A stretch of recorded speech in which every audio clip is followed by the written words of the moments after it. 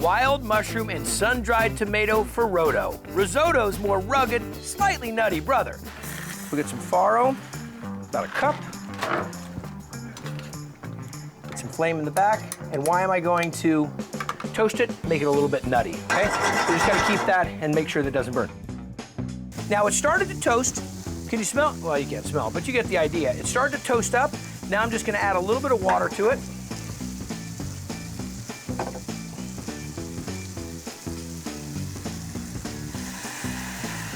Chicken stock works great, little white wine. This is really gonna make like a really hearty risotto, but with the farro. I mean, the texture, I'm not kidding you, you're gonna dig it. So what do you have in here? Some shallots, some garlic, and beautiful mushrooms. Look at that. We've got some oysters, some shiitake, some cremini, some amiflora, okay? So sauteing it up. A little bit of butter into the mushrooms. All right, let's see here. Oh, can't forget the sun-dried tomatoes. So look at these sun-dried tomatoes.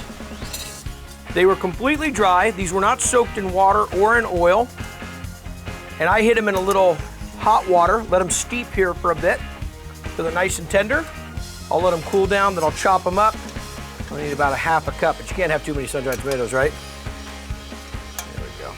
Okay, set this off to the side. All right, let me check things out. Got these mushrooms going, and they're just starting to get to the color that I want, starting cooking down. I don't want them to cook down too far to where they disappear, so I'm gonna hit them with a little white wine. This has had a chance to dry out enough. I'll taste it for the 50th time. That's how much I love farro. I make stir fry with it, you name it. In with the shallots, in with the mushrooms, deglaze the pan first of all with a little bit of the white wine. Now mixing it in there, huh? What do we got? Cremini, we got oyster mushrooms, we got shallots, we got garlic, deglazed with a little white wine. Now going with some chicken stock, and basically we are making risotto with farro. And look at this. Now let's go in with sun-dried tomatoes.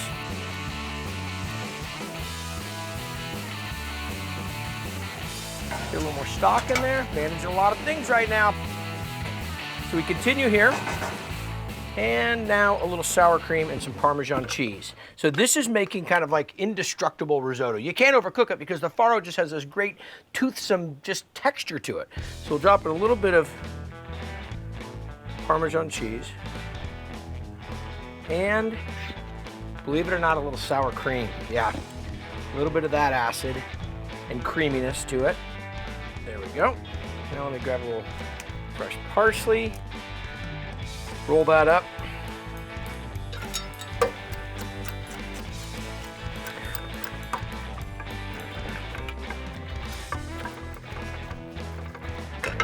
Touch. In and around. A little bit into this sauce here as well. Now, stir this together. Now, I want to check the salt levels. I didn't know what that cheese was going to do to it yet. So we'll see. Look at that, huh? You would tell me that you didn't know that that was just a regular old risotto. But nope, it's made with farro. Let me give it a little taste. Something we don't do enough, you guys, is taste. We get such a hurry. Everybody's coming in hungry. Such texture. You're gonna try this, you're gonna say, why have I not been cooking with farro more?